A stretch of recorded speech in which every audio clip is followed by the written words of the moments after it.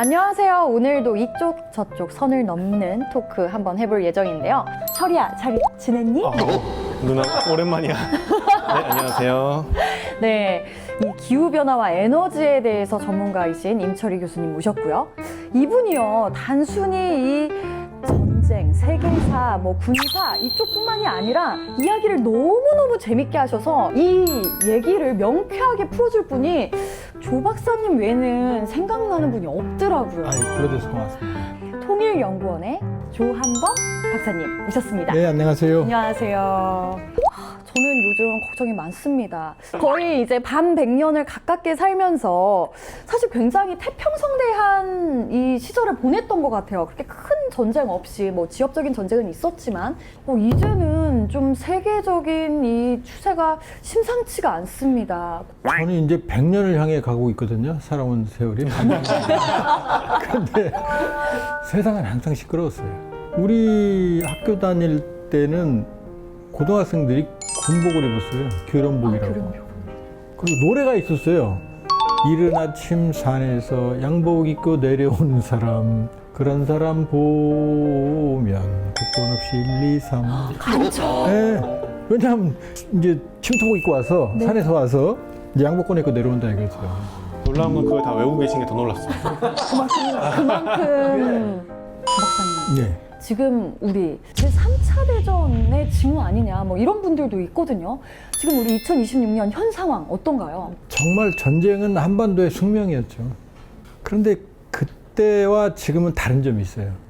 반공 국가는 예를 들면 미국이 다 지원해줘요. 팔레비 정권, 칠레 피노트 정권. 우리도 조금 가슴 아픈 얘기지만 예외가 아니죠. 예외가 아니죠. 왜냐? 공산권을 막아야 되니까. 네.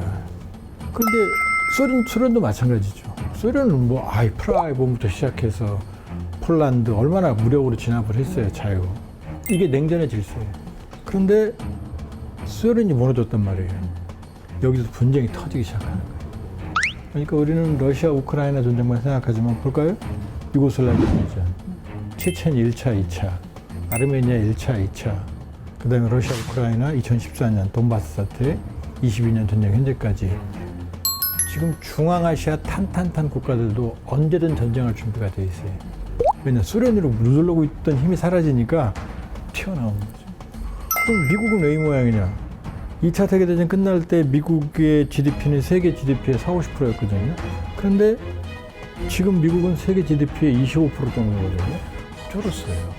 양극 체제에서 단극 체제가 됐는데 얘도 힘드네. 그러니까 트럼프가 뭐라고 말해요?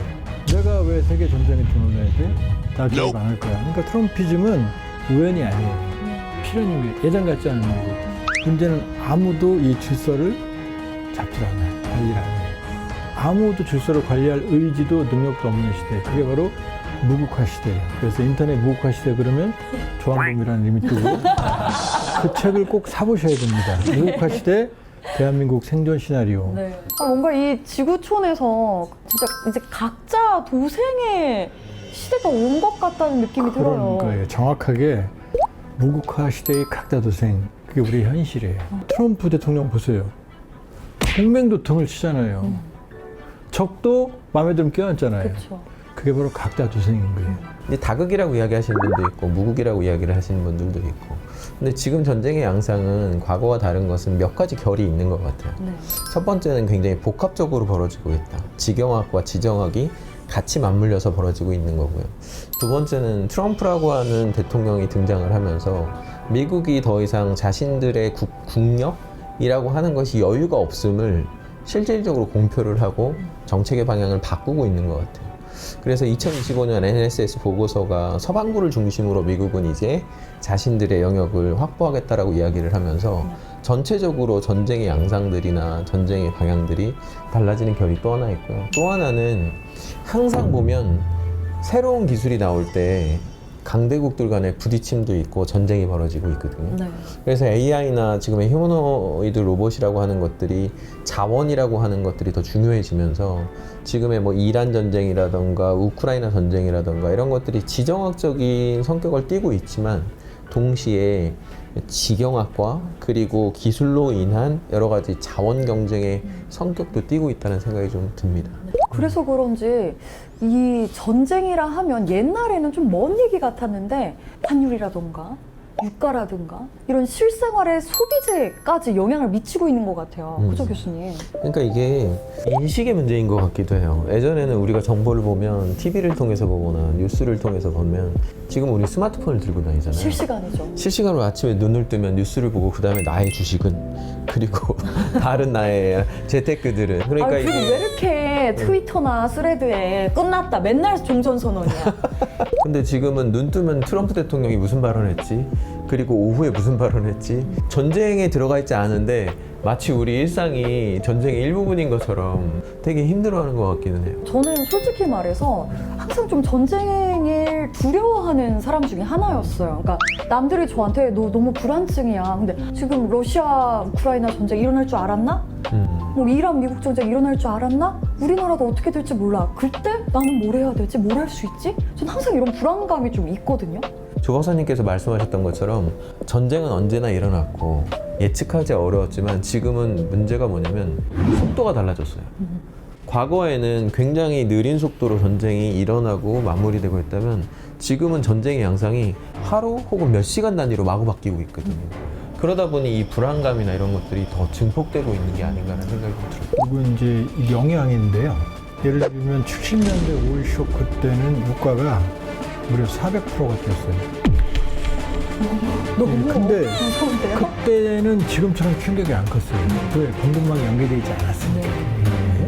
그러니까 전 세계가 연결되는 실핏줄 같은 공급망이 하나만 끊어져도 터지는 거죠. 근데 그 김 교수님이 말씀하신 것처럼 그게 실시간으로 퍼져요. SNS를 타고. 이걸 피할 수 있는 방법이 있어요. 저처럼 SNS를 안 하는 분들. 전 트위터, 텔레그램, 카톡도 안 하거든요. 네. 유튜브만 합니다. 네. 조한범TV입니다, 여러분. 이 내 시장바구니 주머니가 네. 결국 안보 문제, 글로벌 정세와 관계가 없는 게 아니고 바로 관계 있구나. 내가 왜 쓰레기 봉투 손 덜덜 떨어야 되지? 사는데. 내가 왜 배달 그릇에도 신경 써야 되지? 왜? 모든 게 긴밀히 연결됐고 실시간으로 실핏줄처럼 연결돼 있는 거예요. 알고 보니까 그 장바구니 물가에 바로 호르무즈 해협이 연결돼 있고 우크라이나 전쟁이 연결돼 있다는 걸 다 깨닫기 시작하신 거예요. 우리가 이 초연결성 때문에 국제정치에 이렇게 관심이 많았던 적은 난 본 적이 없는 것 같아요. 저도 국제정치 강의를 하고 돌아다니지만 끝나면 질문을 안 하셨거든요. 네. 요즘엔 질문들 많이 하실 많죠. 거예요. 네. 앞으로 어떻게 될 것 같아요? 어떤 걸 사야 돼요? 이 질문이 항상 어떤 걸 사야 돼요로 귀결이 돼요. 결과는 종목으로 그렇죠, 그렇죠. 정말 언제 전쟁이 터질지 모르는 그런 현 상황인데요. 임철희 교수님 어때요? 인공위성으로 봐도 이런 긴박감이 느껴지시나요? 사실 그 중동 이야기 하면 좀 멀게 느껴졌거든요. 근데 요즘은 장을 보면서 그게 느껴져요. 실제로 전 세계 모든 배들이 위성으로 트래킹이 되고 있습니다. 어떻게 우리의 에너지와 그리고 식량이라고 하는 것들이 이런 지정학적인 것과 연동돼 있는지를 지금 한번 점검을 해봐야 되는 시점일 정도로 어느 한 고리가 끊어지면 연쇄적으로 서로 상호 의존성이거든요. 그러니까 완벽한 의미의 대응은 불가능해요, 사실.